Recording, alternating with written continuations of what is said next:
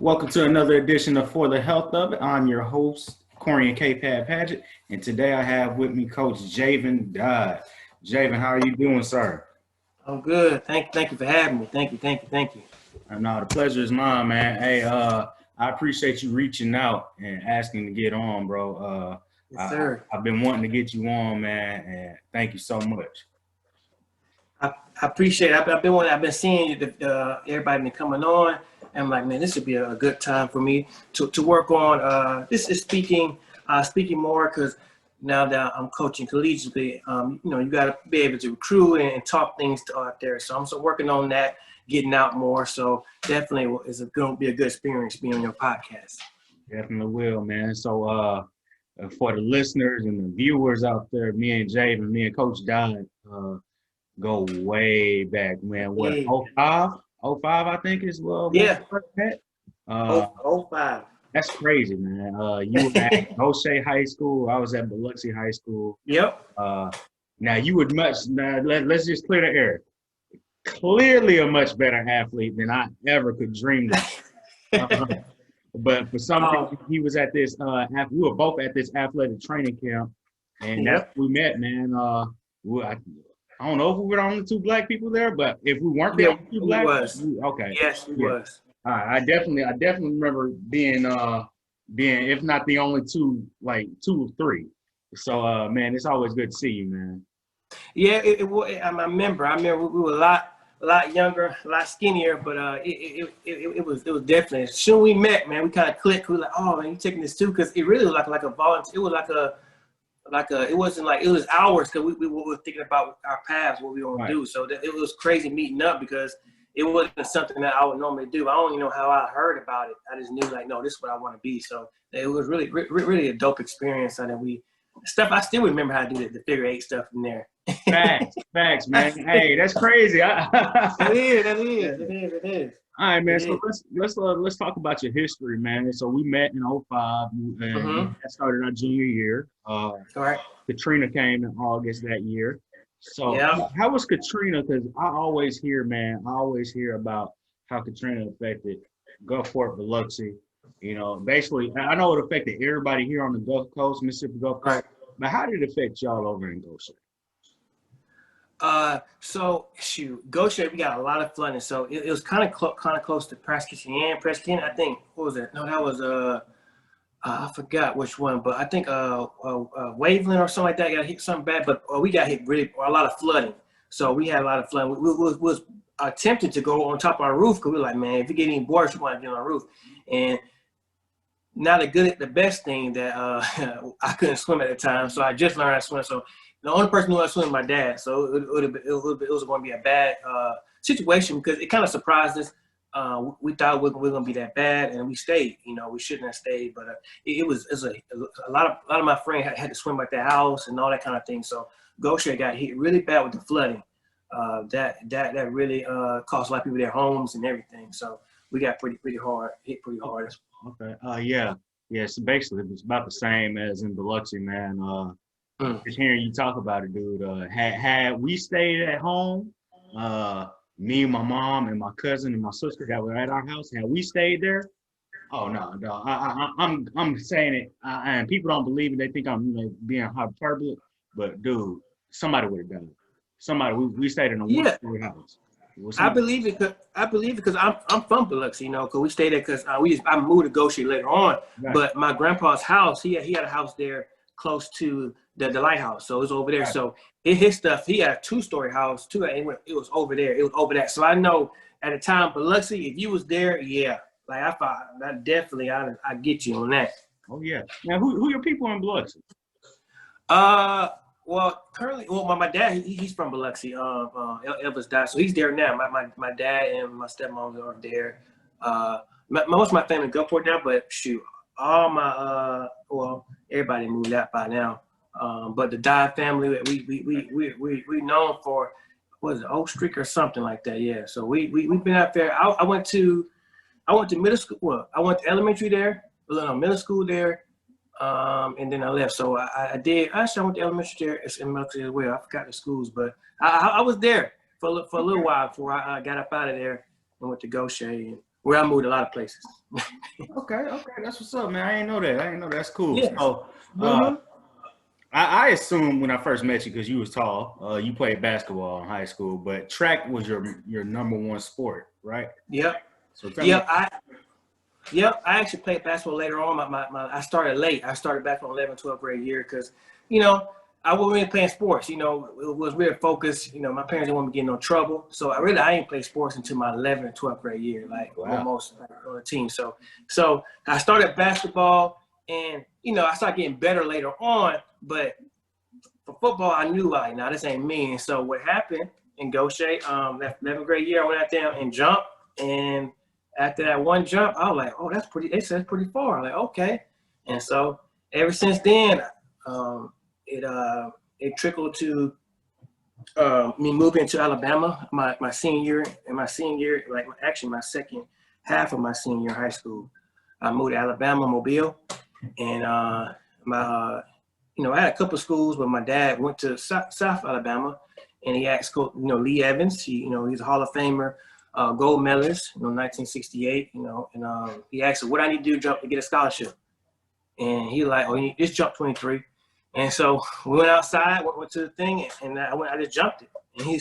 And that's how I got into college. Just right there, really, It was kind of weird, it was kind of crazy, but that's how it really happened, Goucher, it's not a lot of scouts looking for you. You have to really market yourself, especially for track. Coaches now, coaches like us, I think now you shouldn't have to do as much, but back then, unless you doing it yourself, it's hard to get seen back then, I think. No, that's facts, man. I mean, especially in that Jackson County area, yes, with Pascagoula, Moss Point, Goucher, y'all got the short end of the stick, and then you can even lump Van Cleve into that. Van Cleve compared to like a school like Ocean Springs, for sure we all know Ocean Springs is like the, quote unquote cream of the crop when it comes to Jackson County. And then you look at schools like St. Martin, they get a lot of love, but Goucher definitely has that red-headed stepchild syndrome. Yeah, because when you go to your track in Biloxi, even before the new school, y'all had everything. And then we didn't have a track. We had to we had to drive to Pascagoula to use their track, Pascagoula High School. Right. And all we run inside a little parking lot. You know what I'm saying? And that's how we had to do. So Goucher wasn't even on the map and then you start making headway. You start coming out there with y'all and Biloxi meet, Gulfport meet. And then that's how I knew about the powerhouse of how Biloxi, y'all Willem and Dillon. Football players come out of there.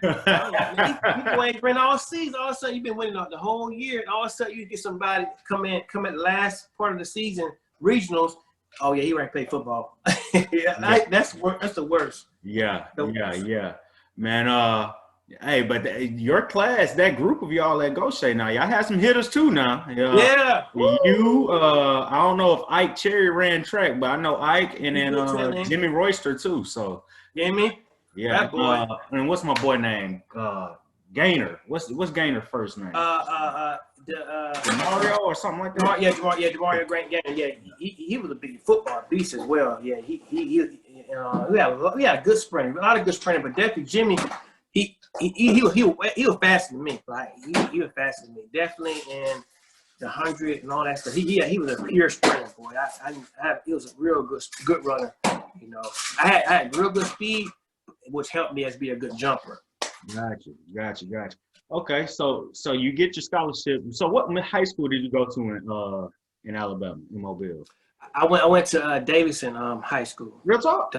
Yeah, went to Davidson. Yep. And did you ever meet an old guy? What's his name? Pastor Davis in a wheelchair.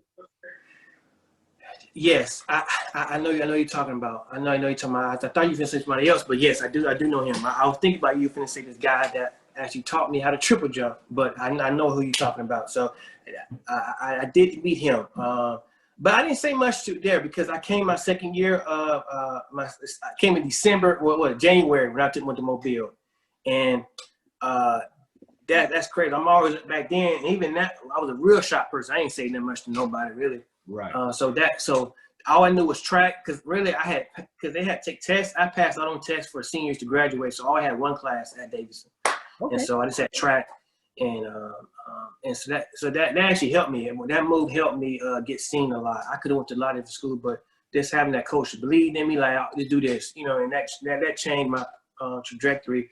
And also a good story from that. That's how I met Julio Jones. I was about to say, yeah, okay. He was at Foley. And what I'm saying, I was jumping, I came here, I feel like I was killing these guys out there. And then this guy said, you good, but you ain't Julio good. I'm like, you talking about Julio? I'm like, it wasn't Julio, it was like Jack, it was something. I know his real, I forgot his real name, but I was like, man, he all right. This man came out there at State. Like, that's the first time I met at State. Dude jumped one time and walked away. I hate jumped 25 feet. Jumped 25 feet, walked away. He said, "Oh, that's good, man." And I was at 23, so I was like, "No." Let me know when somebody gets close to this, and I'll come back. I was like, "No, you didn't do it." After I feel like that was he sunned me. I talked to him, we laughed. I'm like, "Man, I ain't never had that." That right there pushed me to college. Like, now I know if I get to college, this how everybody gonna be. Like this. So you better work every time. Like that's how the elite is right there. They'll jump and look at it. Okay, we're good. And what you gonna do about it? And so that changed my mindset to how it's a process. Not okay. I'm trying to win. It's a process to win. To be a champion. He put in work. It didn't show there, but he put work in the weight room. He wasn't a good like form jumper. He was strong as heck, and that's why I said, okay, I need to get in the weight room too. Cause back then, what was the weight room? We said people like you're gonna get big. You can't weight room as a track person. Right. That was wrong. No, that was wrong. Facts. You're not getting big. If you're running and sprinting, you're not gonna get. Oh, you're gonna get big. It's like the females think they're gonna get big. You're not getting big. We run too much out here. You're not getting big. So that's the myth that we kind of debunkle right now. That track people need to be in the weight room just like everybody else. We might need more specific stuff.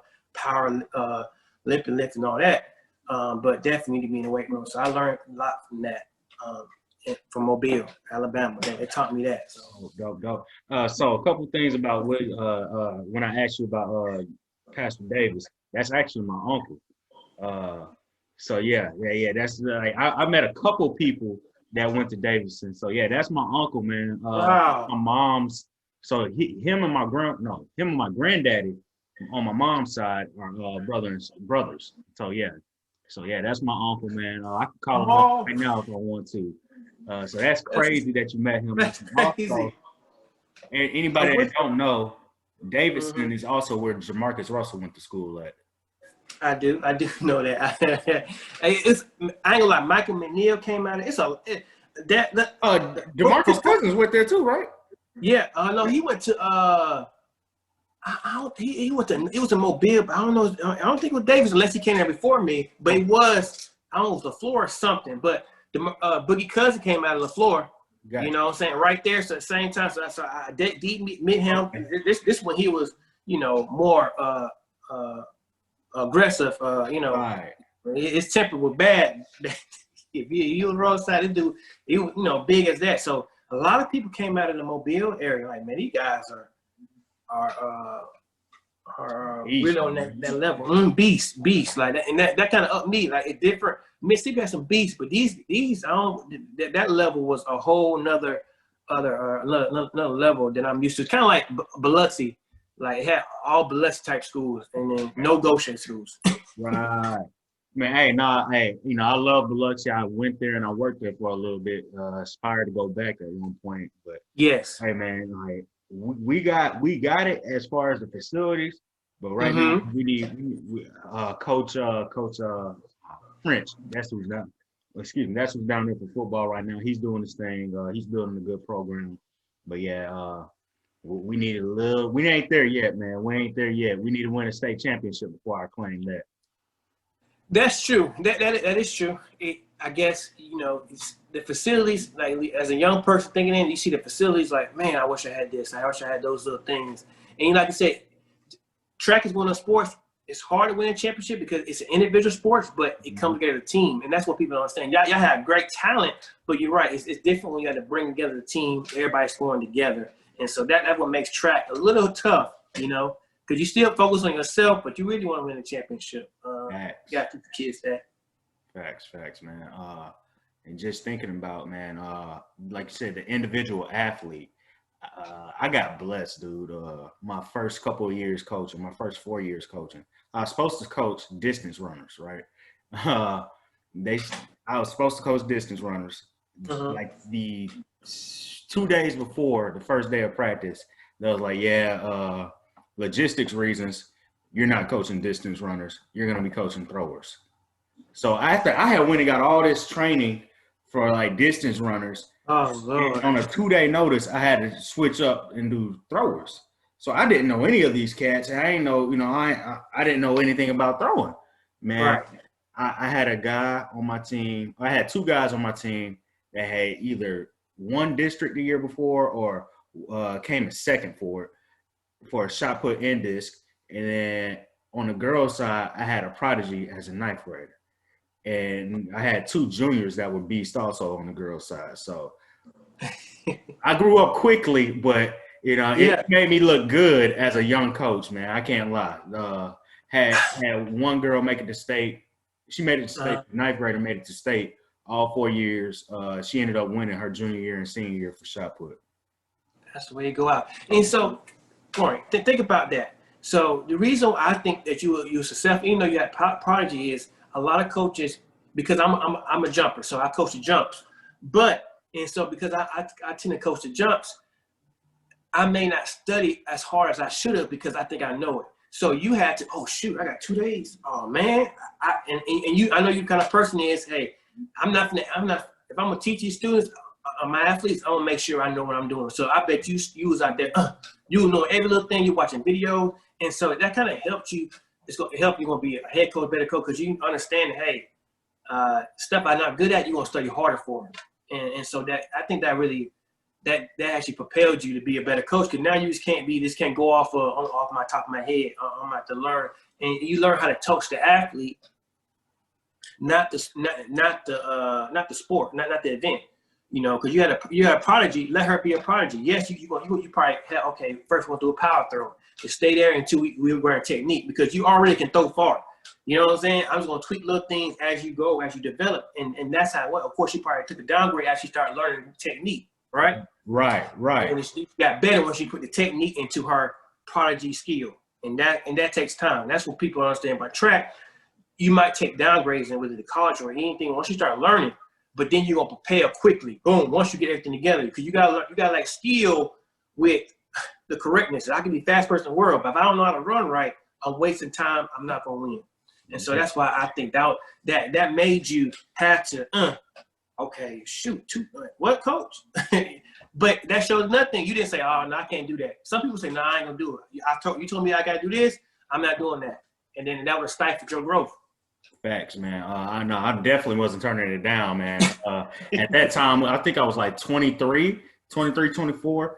Fresh out, so I was like, nah, I ain't turning this down, man. I was all about the grind back then, so I definitely wasn't turning that down. And like I said, it propelled me and her mom. It's crazy because I actually went to school with her brother, so me and her mom talked recently, and I was like, man, you know, she was like, well, Coach Pat, you know, I told you this was gonna happen. And this gonna be good for your future. And I was like, yeah, you told me that like 6 years ago, and it worked out. They gonna tell you that. They gonna tell you what man. But you said something right there, Coach. You said with track, you go have that one person that's pretty good at it, right? And then when you teach them that proper technique, you said they downgrade for a little bit. Yes. Man, talk about that, because I see that all the time.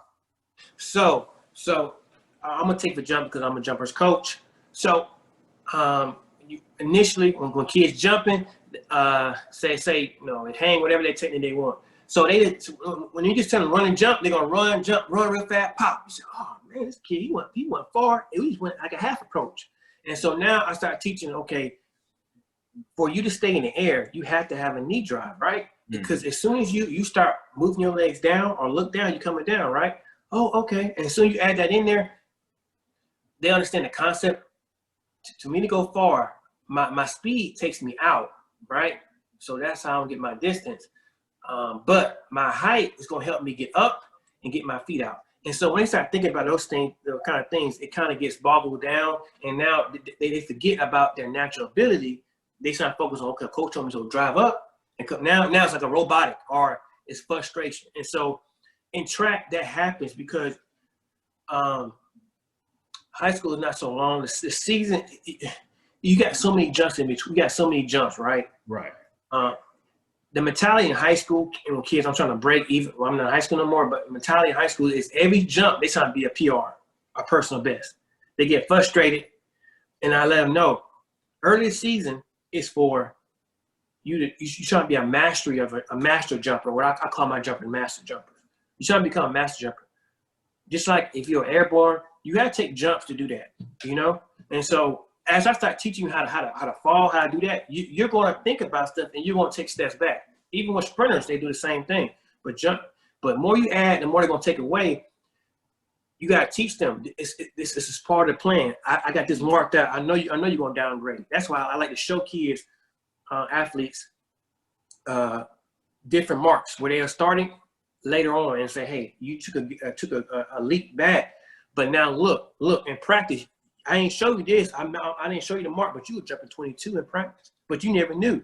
But you thought, oh, coach, it's not. I don't feel far, because they're thinking about what you're telling them. And so that's the biggest thing in track that I learned in college, but I didn't know in high school. Nobody else told us that either. We thought every time we're gonna be our best, do our best every time. You're not. It's your body.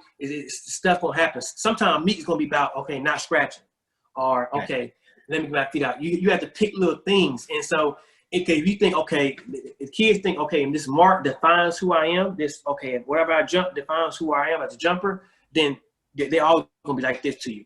But now you teach the athletes, no, every meet we have a goal. When you get to state, it's about winning. But this week 2 meet is about, okay, I want you to jump 6 jumps, consistency. I want you to have the same mark, same thing this time. Oh, this meet, you challenging them. So they'll never think about the mark until I'm at state. Okay, boom, boom, boom. Okay, now you really never think about mark. You pop, oh, coach, I jumped 23. You're happy by that moment, and you're like, hey, coach, I had more of that. Now they telling you, coach, nah, coach, that was a good jump, but I had more of that. And so they start understanding, okay, coach, dang, I jumped 19, but I know why I jumped 19. You know, that I hate what discouraged me as a coach starting off, because he's like, man, I jumped 19, and they like this. I don't know. No, tell me why you think you did. What felt wrong? And so that's what I mean by the more you learn, you're going to take a step back to get better, because you need time for your skill to catch up with the event. What's the definition of a long jumper? A long jumper, to be a good long jumper, you got to run fast. Well, the object of the long jump is to jump as far as you can, without go as far as you can, right? Right. You know, and then the farthest part behind you, that's what they mark. So you're trying to get as far as you can. A lot of athletes, they trying to jump up and come down. they don't want to get dirty. They don't want to get dirty. You've seen that 1,000 times. They jump up and they land on their feet. You teach them, as soon as they land on their feet, you lost 2 feet of your jump. Because let them go and measure your leg. Your leg at 3 feet, you lost 3 feet. You didn't get no leg.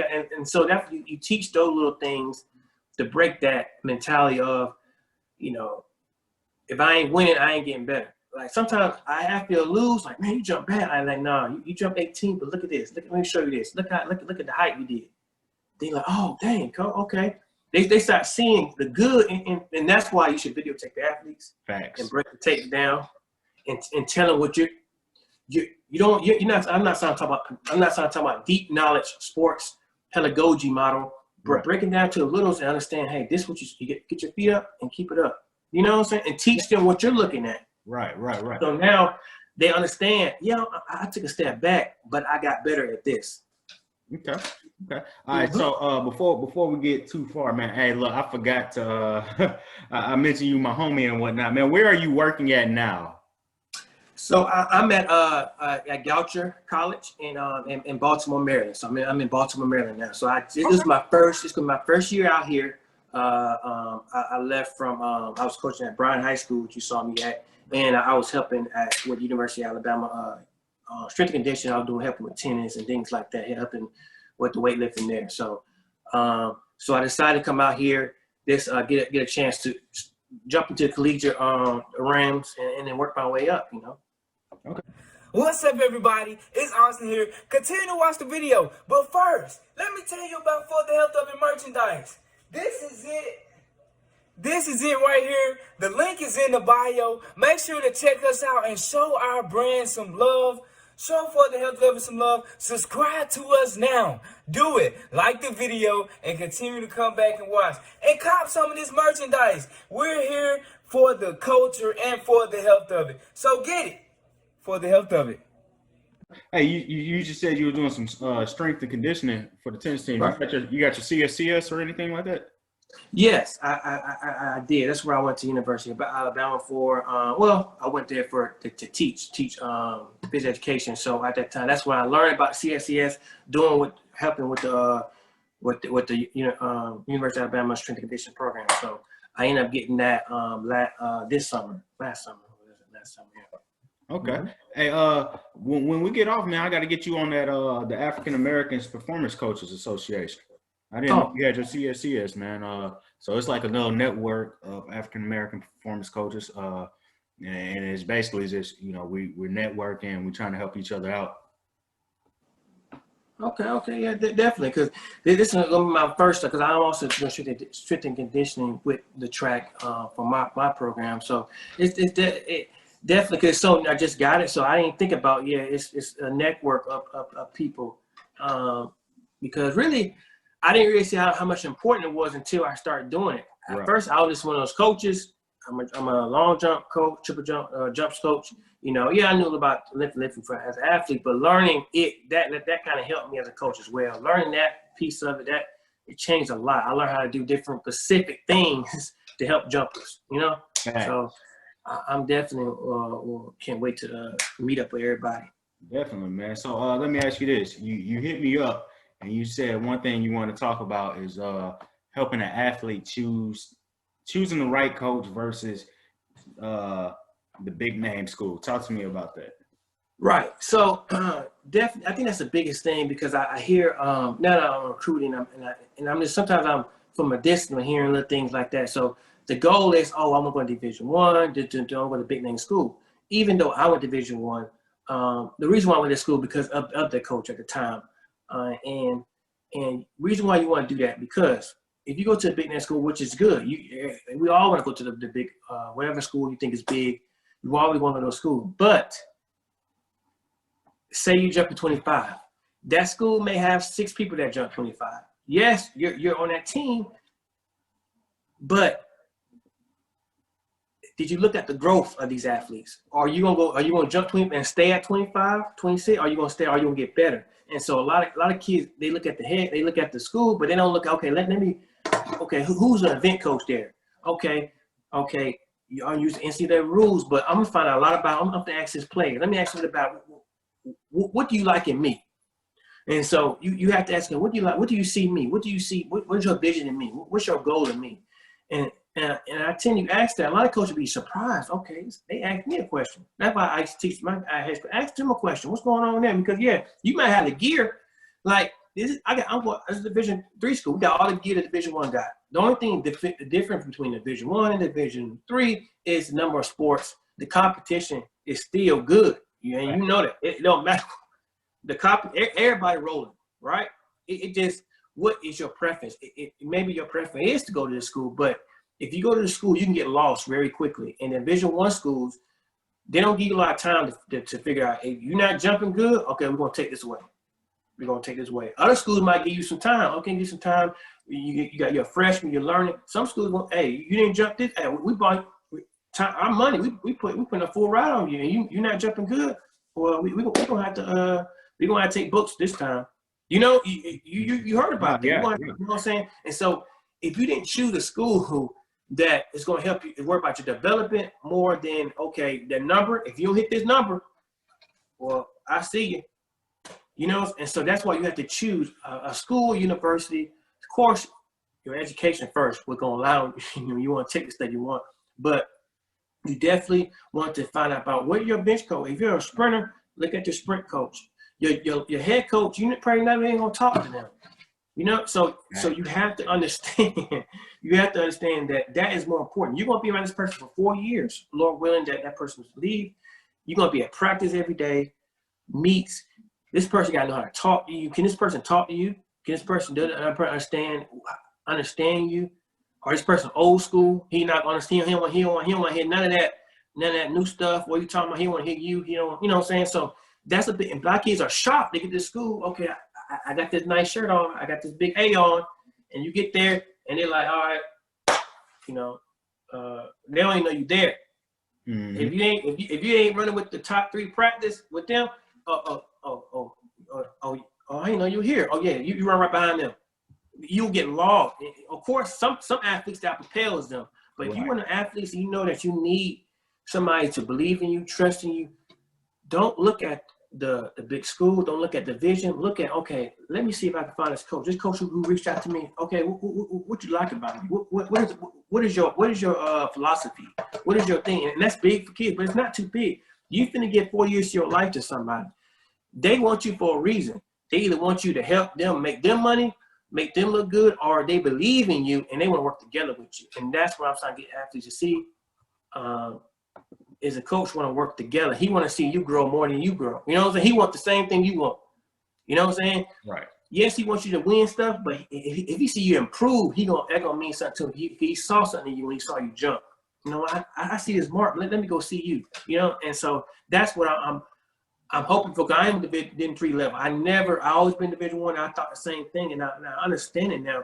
Seeing really the indoor. You saw North Carolina State. Right. Rolling. Right. Rolling everybody up. And you know why? Them girls, them everybody, that coach, they like this.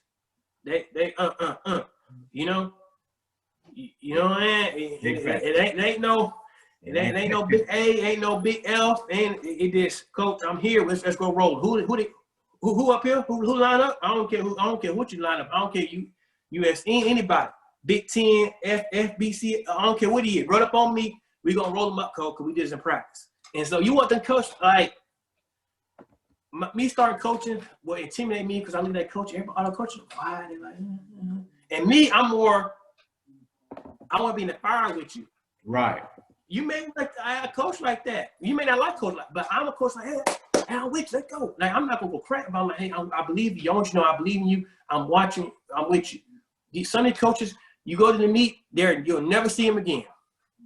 You'll see them at the end. They ask you, how'd you do? Did you win? Did you jump good? All right. Oh, dang. Jump far next time. Like, you're like, what? Oh man! And I'm telling, I know it is. That's why. That's why. Don't forget. That's what it's for. It's belief. That's what a coach is. He has a vision that you want the athlete to understand that vision you have, and y'all want to go together. If they don't believe in the vision, like a teacher, if the kids don't believe what you're telling them, they're gonna be throwing stuff on the wall, going in like, I don't believe you. You just talking to the wall. You didn't ask the kid, oh, what? Why are y'all here? Like, what are you here for? You know what I'm saying? What the kid might not, he already know how to do 2 + 2. And you talking about, 2, you gotta add 1, 2. Like, he like, I know this, coach. And so that's why you get a coach that understand, hey, you're an adult. Let me ask you, do you understand what I'm saying? You understand that? Some coaches gonna dumb it down to you like you feel small, like, coach, I'm not stupid. You know what I'm saying? Big so that's why I'm telling, that's why it's important. I'm telling athletes now, I'm reaching athletes now, is I'm kind of coach who wants to see how you fit. How can I make you better? Because theoretically, that's why high school people, if they're good enough, go pro quickly. Because if they go to college, they're not going to teach Coach Bianca Knight. There's one person. They're going to coach the whole Texas. Right. You know, even though she's good. Right. I can't coach one person. So you got to understand, some coaches still would try to still trying to set stuff up, but it's Bianca Knight, you know what I mean? You know, so she like, okay, let me, you know, I need my own personal coach, my own personal trainer, you know what I'm saying? So that's why it's one of those elements as well. So if you go to a big school, you've been good, but you might get lost in the sauce, you know. And that day you want to enjoy what you do. You want to enjoy being around your coach. Think about how long you're around your athletes. Imagine if you didn't care about what they think, a little bit of how they feel, how to talk to them. Some needs to pull them to the side. Some needs to a little firm in them, you know. Mm-hmm. Some coaches don't care what you need, and that's the old school. They ain't do this six times 800. They ain't gonna tell you why. What this help build? I can tell already. I never seen you coaching. I can tell you. I bet you right now. You tell kids why we doing this. Why are we doing this? What's gonna help? What's it gonna build? I bet already. I have never seen you coach, but I know you done that. But I know what kind of man you are. What kind of your heart is. Right. I know you breaking it down to kids so they can understand. I'm not trying to kill you. I'm trying to build you. I'm trying to build something on you so you get better, so you improve. It's gonna break you down, but I'm honestly, my vision. I see a vision for you. You know. No, that's definitely true. That's definitely what I do, man. That is definitely what I do. I already know. And I haven't seen you coach much, but when we have been at the indoor meets in Alabama, and, you know, I got to see you and you and my boy, and I was like, yeah, oh, boy, man, look at my boy Javin in action, man, and just the way you demonstrate, and like you got something I don't have. Like I told somebody that before. I was like, bro, the fact that somebody else was an athlete and they did excel at it, if they're a good teacher too, they're gonna help their athletes so much better. And I believe the way you demonstrate, man, you were over there demonstrating how you take off and you drive the knee up, this. I was like, oh my God, look at him. I think I took a video of it. I either took a video of it or I couldn't take a video of it because my phone was either dead or out of storage. But I was like, man, my boy doing good work out there in Alabama, man. It's crazy you said that. I learned that. I can definitely see how at first, if you think, okay, I've done this before, and you think you'd be a good coach. And that's what kind of messed me up my first year as a coach. I'm like, okay, you know, you can't expect somebody to do everything you just did. No, I had to actually step back, okay, see how they jump. And based on how they jump, I make my movements. And that's okay. Yeah, I know I do different things. So I had to learn, like I said, to teach. And you're right. I had to learn, okay, how can I teach this and not just say, okay, be a Michael Jordan or Kobe. Just go do it. You know what I'm saying? So right. I had to, okay, I had to think about that. Okay, how can I break this down and understand athletes love when they feel you in the fire with them. So they see me doing it too. That's why I say shake best I can, even though I be having pains. Because they see me doing it and say, okay, coach, anime, coach, they want, okay, they want to run through a wall. They want to get out there. You know what I'm saying? Coach, and they understand it. I can show them. I can tell you this talking to you, but this seeing it is so much better. And that's why you're the same way. When I watch you're teaching girls how to weightlift, and I'm watching you do that. I'm like, you know, that's the hardest thing. One of the things, the hardest thing to do is to teach people how to weightlift, especially young female athletes. It definitely takes patience, and that's what makes a teacher coach like, it's patience. Not if they don't understand, you can't just go crazy like, oh, why you don't understand this? You have to be okay. Let me do. That's why you've probably seen me do 1,000 times. I've done it 1,000 times in practice, but I still gotta be patient. When they got the aha moment, coach, I got it. Boom, and you look at it, you smile. To me, it's even better to be an athlete. I enjoy coaching more than as an athlete. And that's crazy to say because I am the record holder for the University of Alabama. So, but I enjoy this more than I competing. And then I love competing, but just seeing that moment, they smile, coach, I got it. They look in your eye like, coach. That's how I looked at my coach eye. He told me I was going to jump my jump before I jumped. He's like, man, you finna break the school record. Nice. And he told me that, and that's it. That's the kind of coach I want to be. That know my athletes. Oh. You about to jump big right here. I know you are. I know who you are. You know what I'm saying? And so that showed me he know me so well. Like, and so that teach me that, hey, to be a good teacher, I had to care about me, wanting them to learn, care about them. And so I'm definitely learning. I got a lot of where to go. College is a lot different, but I got a long way to go, you know. And believe me, I got some flack for being like that. Like, man, you know, that's not professional, doing all that, you know, jumping around. Like, a lot of people want to be, you know. Stoic, yes. Stoic. So I wasn't sure how to be. Like, can I be myself? And then I had to feel like just be myself. You know, I had to be myself. And that is who I am. I like to show. I like to do. I like to be in the fire. You know, and it has worked so well. It works well for me so far. You know, so I'm being myself. Cool. Well, hey man, we finna get you up out of here. Before we get you up out of here, Jay, how can folks reach you if they want to reach you? Definitely. You can go to definitely for athletes. We have our website, Goucher University. I can put in the link and all that kind of stuff to reach out. My email, my school email, University of Goucher University email. You can reach me there. And of course, I have a social platform, Instagram and stuff like that. But definitely athletes, if you try to reach out to me, definitely go to our school and do a request there. I love to everybody reach out. I would definitely email or text, whatever I gotta do. Send me your tape. I'll break it down for nothing. Break it down, and I will break it down to eat the little sparks and help you, let you come to my school or not. Don't care. I want to help push the culture of jumping. So definitely look me up on that.